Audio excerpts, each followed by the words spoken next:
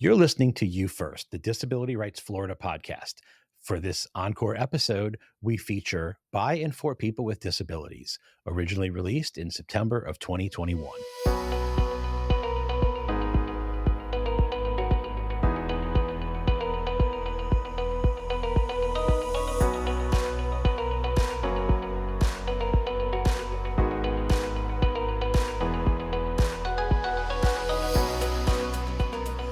Greetings, I'm Keith, and welcome back to You First. We've previously mentioned that we're taking a small break from producing new episodes and instead are sharing some older episodes that you may have missed.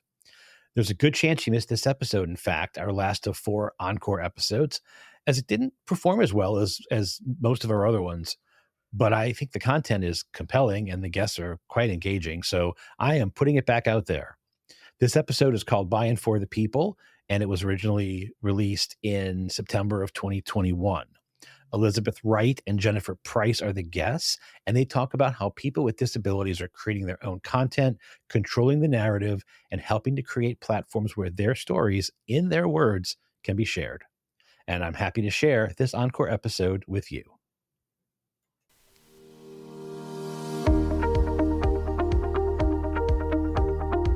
Welcome to You First, the Disability Rights Florida podcast. Greetings, I am your host, Keith Casaubon, and thank you for listening to the You First podcast. If you haven't already, please subscribe. You can visit disabilityrightsflorida.org/podcast to listen or to find links to our show on Spotify, Apple Podcasts, YouTube, and more. In episode 23, we talked about the representation of people with disabilities in the media, how that has evolved over the years, improving in some ways, but more often still faltering with poor and inaccurate portrayals of people with disabilities in popular media. A great point that was brought up was that one of the best ways to combat these issues was for people with disabilities to create their own content, to control the narrative, and help to create platforms where their stories, in their words, can be shared. My guests today, Elizabeth Wright and Jennifer Price, are doing just that. Elizabeth is a writer, activist, keynote, and TEDx speaker, and an Australian Paralympic medalist. She is also the founder and editor of Conscious Being magazine, a publication for disabled women by disabled women, and the editor of Disability Review magazine. Jennifer is a special education and disability rights attorney and author of Empowered, using real case examples to look deeper into IEP management. She is also the founder and CEO of Disability News Report, a TV streaming service that features content created by and for people with disabilities. Hi, Elizabeth and Jennifer. Thank you so much for being my guest today. I really appreciate it. So I want to start with you, Jennifer. Tell us a little bit about yourself, why you started Disability News Report, and what it offers for people with disabilities. Hi, yes, thanks for having me. So, I am a disability law attorney who really just found myself in different spaces at different points in time having conversations with people with disabilities. And some of the frustrations or complaints that people would talk about concerned media representation. And I would see them maybe either in sort of town hall-ish type events where the media would be invited and no one would show, or even at conferences and events like that. And I think as a Black person, that really resonated with me because understand the representation and authentic representation on top of that. And I saw this as an opportunity that should be addressed. I did some research and I realized that there is a wealth of content out there that's being created by people with disabilities, but for one reason or another, distribution just was not happening, or wasn't happening at the scale that maybe people would like for it to happen. So I really just saw this as a void and decided to address that need. That's great. Thanks. Liz, also, please introduce yourself. Tell us why you launched Conscious Being magazine and how it can benefit people with disabilities.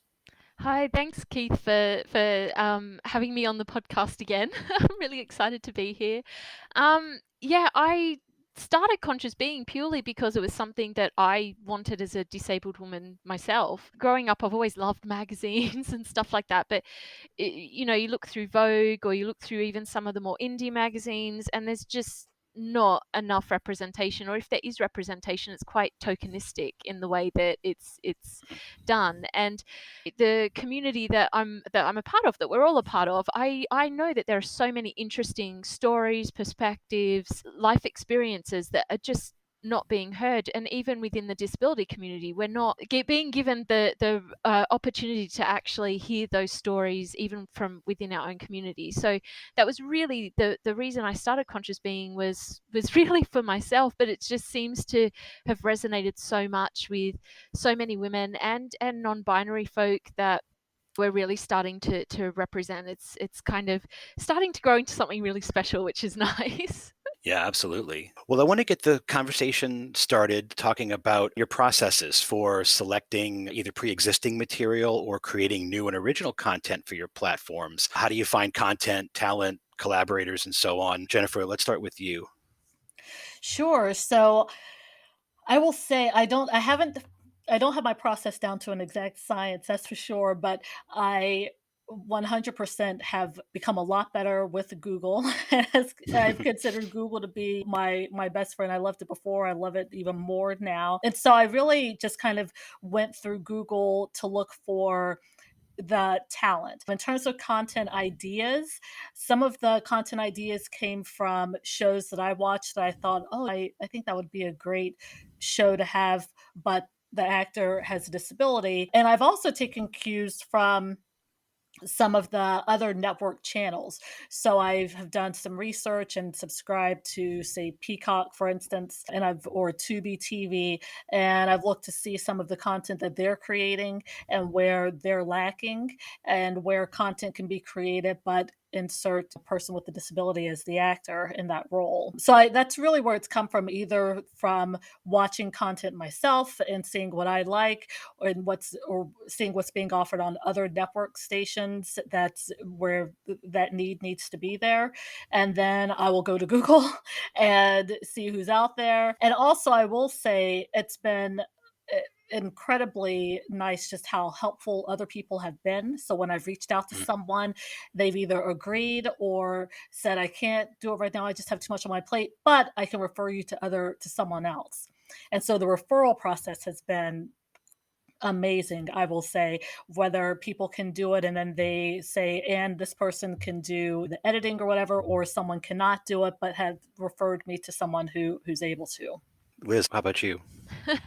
I think, obviously we've touched on Conscious Being that I edit, but I edit two other disability led and focused magazines as well, Disability Review magazine and Not Your Monolith. And certainly each magazine has its own framework, has its own focus and niche area, and it does mean that the way that I kind of find people, it can be very wide open and varied. I mean, quite often I do put call out for pictures, especially for Conscious Being and Not Your Monolith, specifically around certain themes that we might be exploring. So, for example, in the launch issue of Not Your Monolith, the theme is I Am. And for Conscious Being, this issue, which is a bit delayed, but hopefully by the time this podcast is out, issue 2 will be out, is around climate change and sustainability. So I'll put out specific pictures out on social media. Social media is my best friend when it comes to getting writers and stories, and I kind of use forms and that for people just to get some processes in place, that I'm not being overwhelmed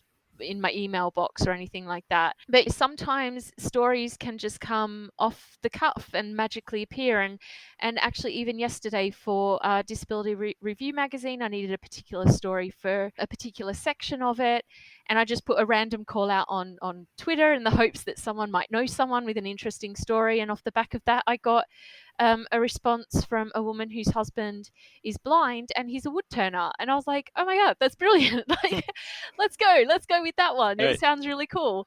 So I think it's one of the things that I love about being an editor, is just these amazing stories that you can just happen upon, and these amazing people with lived experience who I think are kind of bucking the stereotypes in a sense around what disability is. And if I can give them a voice through the publications that I edit, then yeah, I will do it as much as I can to my capability. Both of your answers between Google and social media gave me the impression that it's not so much that the content's not out there, it's that the platform to share the content isn't always there. And so it seems like you guys are finding a lot of great content and now giving it a place to actually be shown to other people or read by other people or so on. So that's really great. Yeah, and then Google can help you with the contact information. Yeah. True. Yeah. It's true, Jennifer. Or even social media. I've Yeah. definitely Right. reached out through Instagram, especially like Oh, just sending a sliding into DM. those DMs. Yeah, Yep. You're just like, hello there. yeah, yeah. Uh, that's awesome. Tell us about your perception of disability in the media, which we just sort of touched on, but let's talk a little bit more about that. Where do you see it now, and where do you hope to see it go in the future? We'll start with you, Liz. Yeah, certainly my my impression is that the past few years things have been improving a little bit. I think off the back we've just had the Paralympics, and obviously whenever the Paralympics are around, kind of disability gets a bit of a boost in the media. But again, that's only talking about a very specific experience or group of disabled people, because as I say to people, just as every non-disabled person doesn't want to be an Olympian, not every disabled person wants to be a Paralympian. So I think there have been improvements, but it's for me it's certainly not fast enough or deep enough or richer enough in terms of its experience. You watch kind of TV shows or you look through magazines or blogs or newspapers or listen to radio or stuff, and it's still, again, a lot of the time disability is connected to specific experience, such as wheelchair users or amputees or something like that. It's there's not that full rich breadth of representation that I think is really needed, that would actually through media help to educate the non-disabled community around what disability is and how we actually engage with disabled people and the wider disabled community. So yeah, I think there's been improvements, but I think there's still a very long way to go. And this is why I really hope that kind of the work that Jennifer's doing, the work that I'm doing, will just help be part of that kind of pushing forward of that disability representation, and in the hopes that actually what Jennifer and I are doing and so many others are doing will become more mainstream and will become more just part of that. Non-disabled people will watch and read this content as well as disabled people. Yeah, no, I totally agree with Liz, and I really like that she brought up the lack of depth to some of what you see in the media. I mean, I think some of the problems definitely include the lack of depth, maybe sometimes the lack of stories, as I think Liz mentioned, the tokenistic aspect of some of the stories at times. So I think that it's changing. I know organizations here in the United States, such as Respectability, have become very, very fierce advocates in connecting with Hollywood to get better representation in the media, better authentic representation, especially. And I know last year, so I think the study came out in 2020, so it included research up until 2019. The Annenberg Initiative indicated that only like 2.3% of the speaking roles in the media are going to actors with disabilities. So I think that it's definitely changing with Netflix coming out with all these statements, Disney Plus coming out with all these statements. I know but I think it's going in that direction. However, the point was made about the lack of depth, and that's true. Everyone with with a disability doesn't want to be a Paralympian, right? And then the Paralympics only highlight and showcase people with physical disabilities. So then what about people with intellectual disabilities? I know we have partnered, our network has partnered with the Special Olympics of Pennsylvania. We're out here in Pennsylvania to highlight some of those athletes as well. And then what's nice about the Special Olympics of Pennsylvania is that they also will do feature content on some of the athletes themselves. So then if people are really interested in how they're doing, what they're doing today, then they can sort of follow them through some of these interview style shows as well. And I think that's important to show people in all respects, as well as maybe cooking. So our network has a series called My Shaky Life, where someone with cerebral palsy is cooking. So you can find out how to make some spaghetti and meatballs, or he did one with vegan chili, but the chef has a disability. So I definitely think that that's what's lacking. I definitely think that's the direction it should go. And it actually makes me think of a conversation that I had with someone who stated that one thing that he gets tired of is when people want to cast someone with a disability, they also feel the need to cast someone who doesn't have a disability for fear that, using his words, it would be maybe too disabled of a cast or too disabled of a show. So maybe that's the direction we can go, where there's not this negative perception on an entire cast having a disability. It's just, this is the cast and this is who we choose to be. And if everyone has a disability, then that just is what it is. So Jennifer, I know that you've got a big project in the works. You've got your first film, I think, in post-production right now called The Anxiety of Laughing. Tell us a little bit about that, and when do you expect it to be released? Sure. So we are very excited about this one. This really just fell into my lap, and I said, yes, we would love to produce and help produce and distribute it. So the film Anxiety of Laughing was written by someone, Andrew Justwig, who is actually a recent graduate of UC Riverside's media school. And he wrote it and just sort of had it, I guess, in his room sitting. And then I reached out to him for other content, and then he brought this up. And so we've decided to produce it. But it's about a couple. He's actually playing the role of the husband who has a disability. Just Andrew has cerebral palsy, and he's married to a woman who does not have a disability. And it goes through the dynamics behind that relationship, as well as dealing, using my word, with the mother/mother-in-law and all of her meddling and unsolicited advice and comments.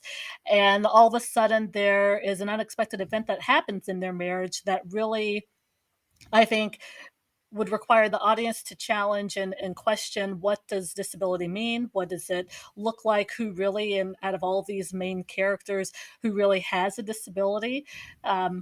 Because it just might not be Andrew. Interesting. And when are you expecting it to come Oh, out, or what's it looking like? Yeah. yeah. So the release is going to be in October. We're looking around Oh, mid-October for the release. So in about, I guess, about 6 weeks or so.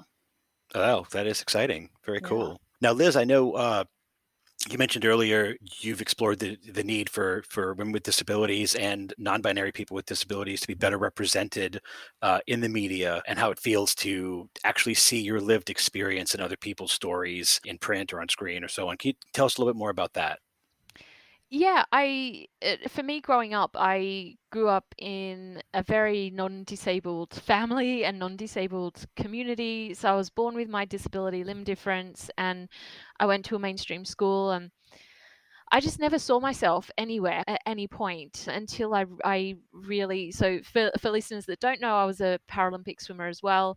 So until I kind of went to the Paralympics and was seeing other people with who were limb different like myself, as well as having other impairments and conditions that enabled them to be at the Paralympics, there'd been no representation at all, and I never realized really how much that impacted me or meant to me until I was kind of part of the Paralympic movement.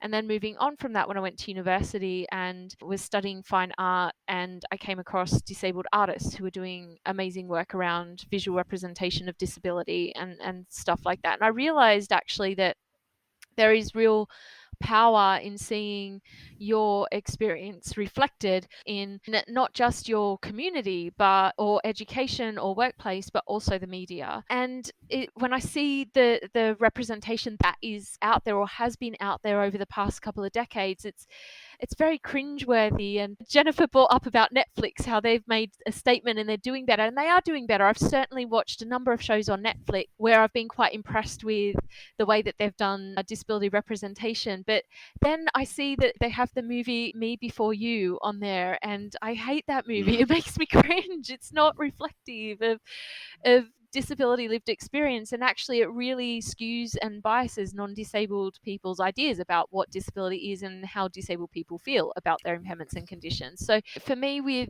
doing the magazines, the reason I really stepped into editing Disability Review magazine, which was the first magazine I started on, was because I really saw that as an opportunity to really amplify the voices of the network and community that I was a part of. And I knew of so many amazing activists, or I know of so many amazing activists and advocates and storytellers and just disabled people who are literally have a really interesting perspective on life that is just never heard. And so taking on board these stories and giving them a chance to be in one of the magazines that I edit, it means that I am seeing myself, but I know our readers are seeing themselves in it as well, and that is really empowering for them. I've had feedback in terms of conscious being. I've had feedback from some of our readers who, there was a woman in Australia called Hannah who she bought the first issue, and she messaged me and said, I've never had a publication before where I felt so seen and heard in every single page.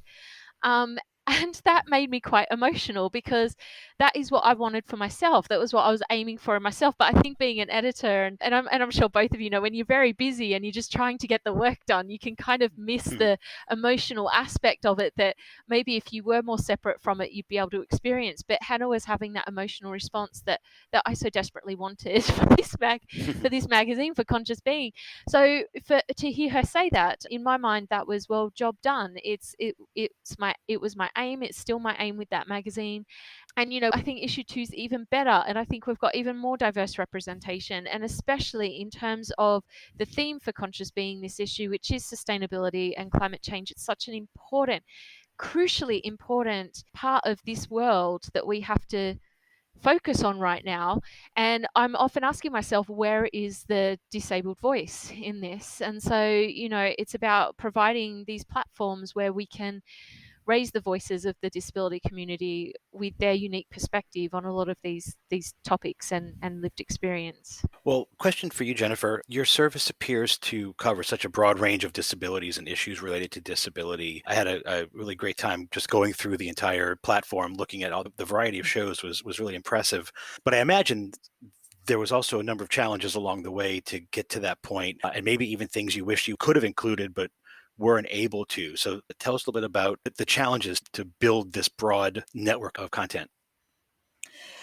Well, so I think initially when I think about that question, one of the challenges that I can think of is defining the word disability, and then also whether I want to allow other people to define it. So when I say that, I mean, when I hear the word disability, I include all disabilities. It doesn't matter really what it is. Everyone has a story and everyone should be able to tell their story. But I know when I've talked to other people, like maybe my husband or whatever, people that are close to me, they may want to limit the definition on the theory that, well, it may be too broad or whatever. So I think those have been some of the challenges, just kind of being okay, especially in the beginning when I'm really just trying to feel everything out and feel out where the viewers are and what they like and don't like or are taking to, just using a broader definition of disability, which really encompasses everyone meaning mental health disability, physical disability, intellectual. It really doesn't, there's really no limit on it because, like I said, in my opinion, everyone has a story and should have their story out there and should be seen. So that was one of the challenges, and I've gone with the broad definition for now because I don't see anything wrong with it. If you can have 1,000 movies, then what difference does it make? And then I know another challenge was also came up with the audio descriptions. So we are going to be redoing the website, and part of the redo is to include audio descriptions. Because once I watched a movie myself, I have to admit I was pretty ignorant on this topic of audio descriptions until I actually watched a movie and had a really much better appreciation for just how much it can change the context and viewing experience for someone who uses audio descriptions. So that was another challenge that I came up on, not initially having the audio descriptions, so then making sure going forward to include audio descriptions for the content that's out there. And was there any content that you've or topic area that you really wanted to have represented on the channel, but you weren't able to do so? There's nothing that I am not able to do so. However, I am interested in making sure to include voices.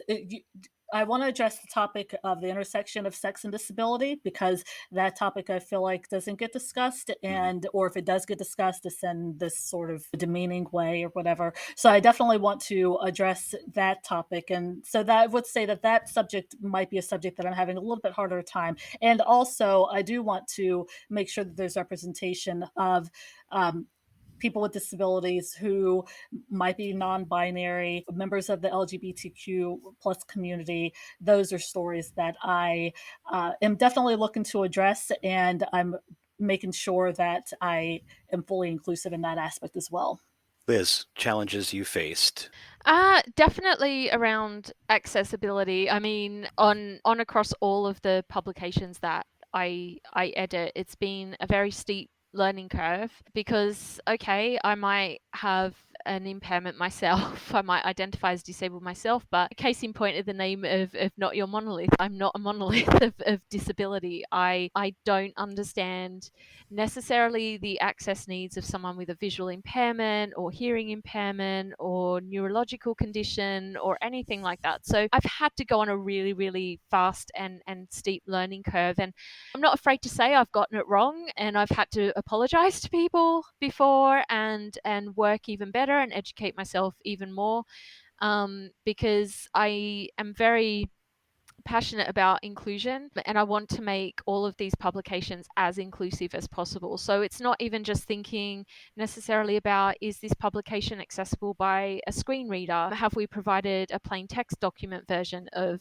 the publication? It's also thinking about colors. So for someone who may be dyslexic, are we using colors that it's not going to affect them? Maybe someone with epilepsy, maybe if there's some kind of, especially with the digital magazines, if we're using some kind of video or movement or something, whether in our social media or in the actual magazine, it's being aware of, is that going to negatively impact someone who has epilepsy? And it's and very much an ongoing learning process, and one that I really am enjoying going on because it's expanding and broadening my knowledge. But sometimes you do worry and you panic, like, have I done this right?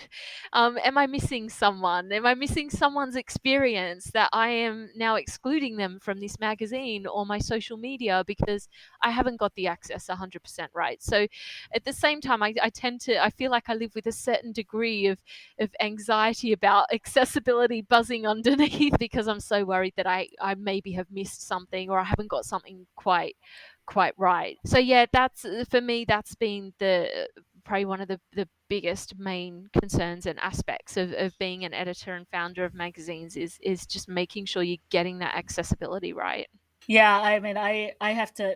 I just have to piggyback real quick because I have that same level of paranoia, also. And I know when we do the relaunch in a week, I just keep thinking about that. Like, oh my goodness, I think something is not going to be right. And it's always And your worst nightmare that someone's going to come yes, to your launch event and go, why didn't you do this? right, And you're like, oh no. yeah, I definitely live with that paranoia constantly. And I remember talking to a filmmaker who, said, look, someone is not going to be happy, right? So just kind of learn to address their concerns and in a nice way and move on. Don't let it kind of sit and resonate, and don't ruminate over it, because you're not going to get it perfect 100% of the time. You just have to learn from your mistakes and move on.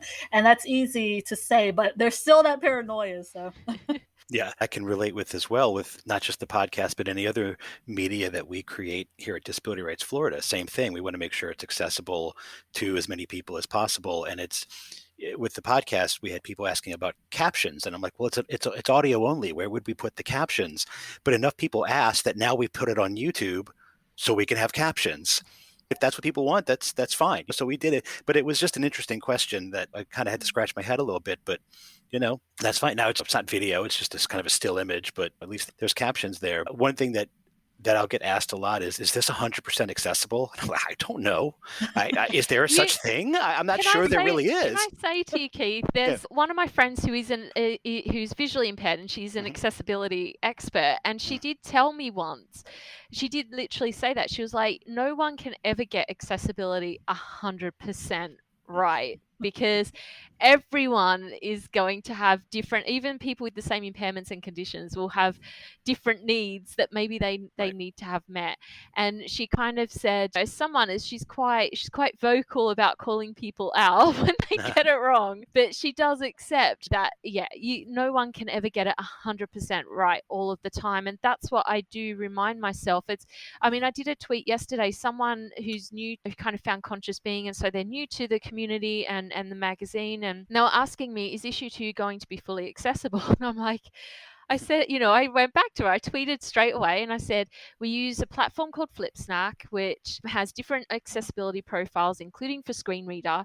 So it's the most accessible digital online platform that we could find for the magazine. And we also provide a plain text document version of the magazine for people that need it. And at the end, I put, and we also welcome feedback. So it's like, if we don't meet your access needs, please feed back to us and we will try and do better next time. I think it's all you can say when it comes to access. I mean, you can try and think of everything, but it's guaranteed you're going to miss something. Yeah. That's very true. Well, Liz, a question for you. I noticed that a number of your writings on the Conscious Being blog, which we haven't really talked about, they talk about the experiences of women with autism. Can you talk about this intersection and how representation in that area is valuable? Yeah, for sure. So Conscious Being started off as a blog when it's now become a magazine. So we're not on the blog quite as much anymore. But certainly I had a number of writers who are autistic approach me and really wanting to talk about their experience of being autistic. And for me, I think, I have a number of family members who are autistic and a number of friends who are autistic, and I certainly feel an affinity, and I want to be a really strong and supportive ally for autistic people. And so I saw that opportunity to amplify that particular community's voices using the platform that I was creating. And one of my regular writers, Lydia, she comes up with just brilliant ideas and really, in a way, it's through her writing, it's about not just educating other people who are reading her work, but it's educating me as well on how I can be a better ally and understand autism a lot better, certainly. And I just think, in light of especially the past year where we've had not the best representation in terms of movies, and here I'm thinking of The Witches with Anne Hathaway, where she portrayed the Grand High Witch. That's right, isn't it? Yeah. And they made her up to look like she had limb difference. That really upset me and hurt me. And really, I'm connected to a few limb different charities where they kind of support a lot of children with limb difference. And I was seeing children who were in tears over this movie, and it just broke my heart. I thought, this is not the representation that we need. And then literally weeks after that, Sia released her movie Music, which again was really horrific and not great representation of autism.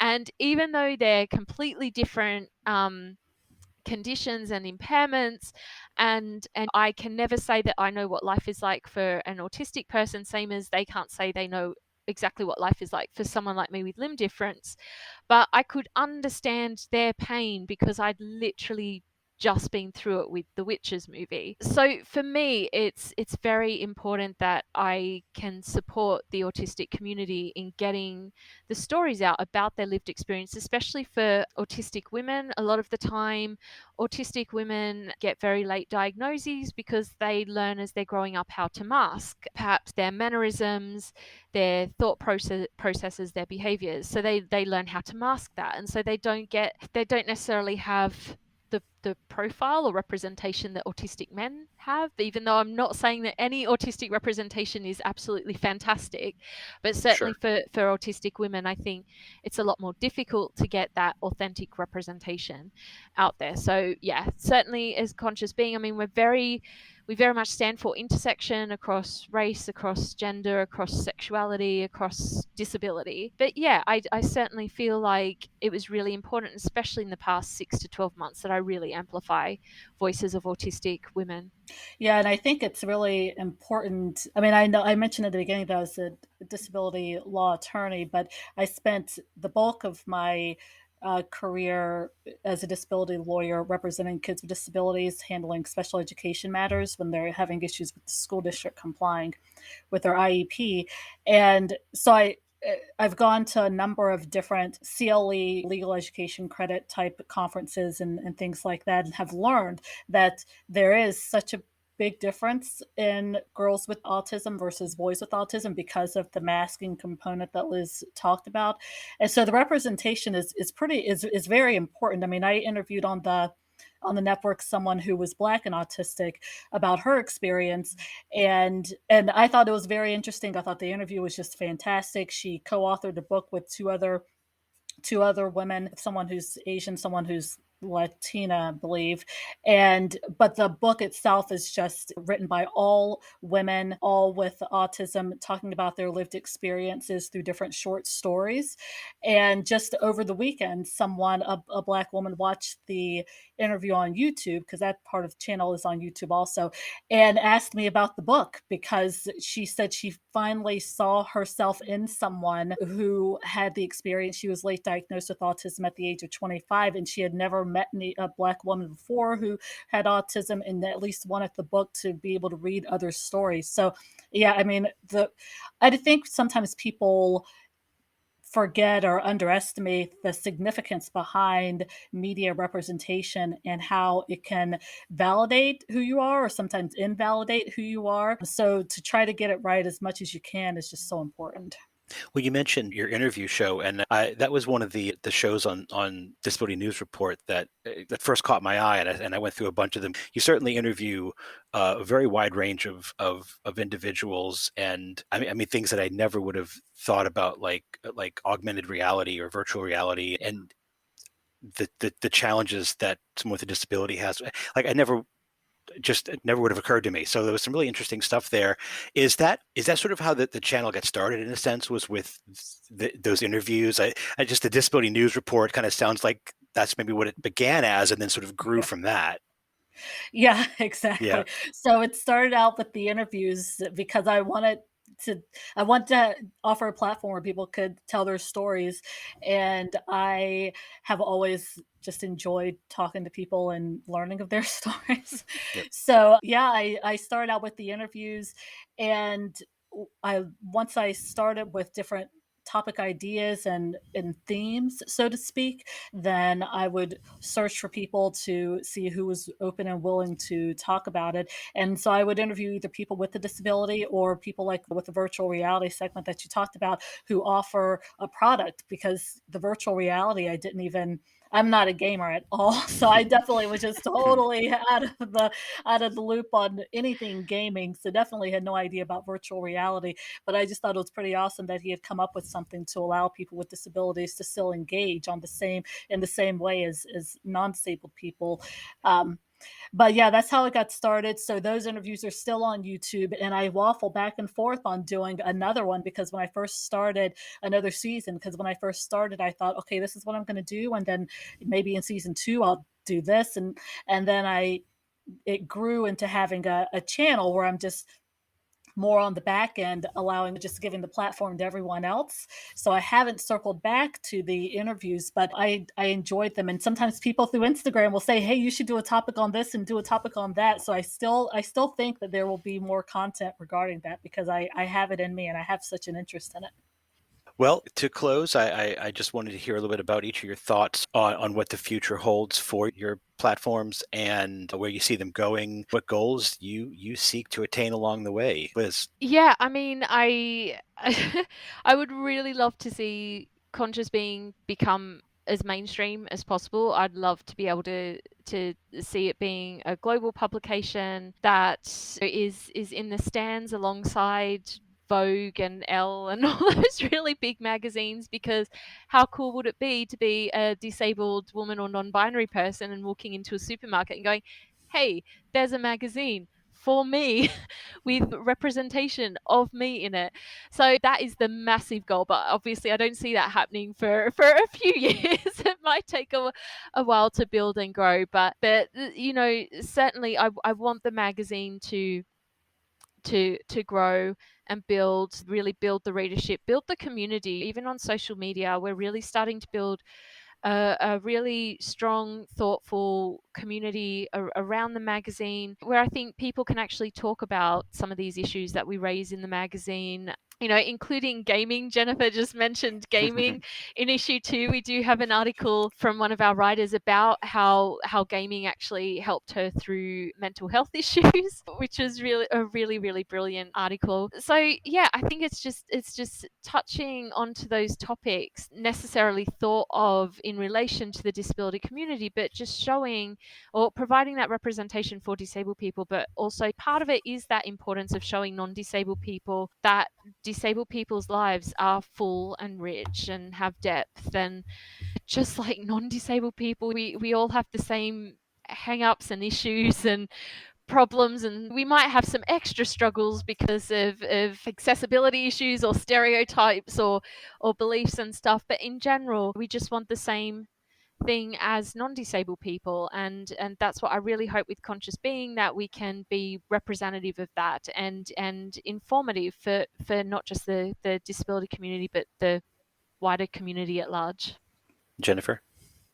Sure. So I definitely am looking to gain the audience, the viewership, and everything like that. I also have a pretty ambitious long term goal, like Liz, in the sense that there was maybe a couple of months ago, I read an article about this valuable 500, where 500 CEOs said that they would make disability inclusion their business. So I think an ambitious long term goal for me would be to tap one of those companies and actually get some sort of partnership or collaboration going with the network and see where that goes. And right now, people can view it online or either have to have a Roku to download the app to their device. But I would love to actually see it embedded, is the term that I'm using, on the Roku channel itself. So that would also be a nice long-term goal, or any other platform. I'm not married to Roku necessarily, but so that people can come across it the way they come across ABC Network.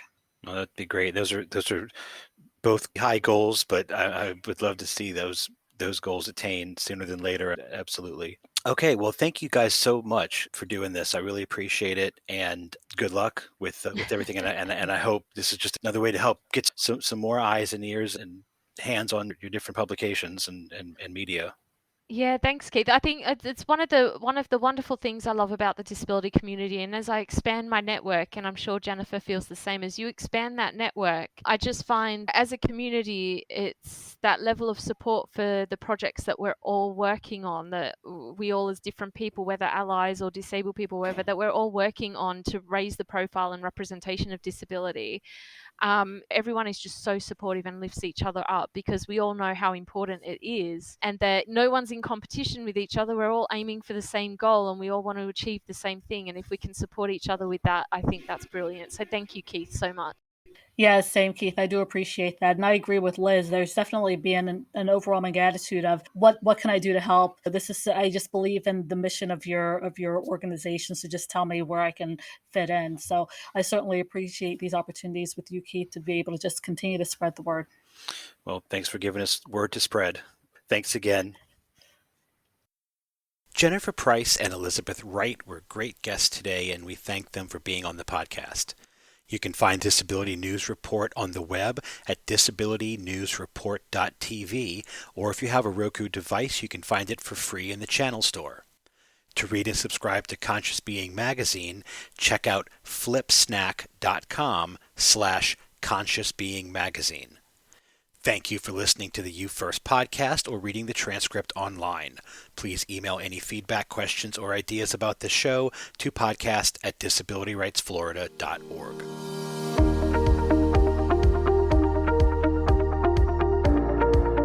The You First podcast is produced by Disability Rights Florida, a not-for-profit corporation working to protect and advance the rights of Floridians with disabilities through advocacy and education.